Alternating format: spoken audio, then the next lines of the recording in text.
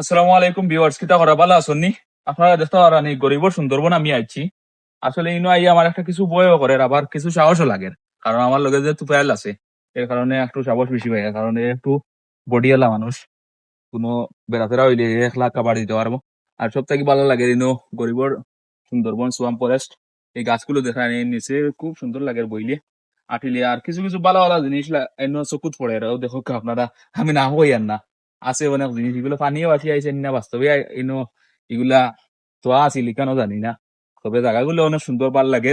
এই জায়গাগুলো তাইলে মন একটু ফ্রেশ হয়। আর ভিতরে যদি কোনো টেনশন থাকে, এই টেনশন গুলো এই জায়গাগুলো তাইলে দূর হয়ে যায়। আসলে যারা সরাসরি এই জায়গাগুলো ভিজিট করছে বা এই জায়গাগুলো আইছে, তারা বুঝতে পারে এই জায়গাগুলো কত সুন্দর আর কত ভাল লাগে এই জায়গাগুলা। আপনারা আইবা এই জায়গাগুলাত আইলে মন ভালো হইব। আহ, পরিবেশ সুন্দর সুন্দর পরিবেশ দেখলে মাথা যদি কোনো হিংসা বিদ্বেষ থাকে বা কোনো দুর্নীতি থাকে, এগুলো মাথা থেকে দূর হইব এইরকম জায়গা তাইলে।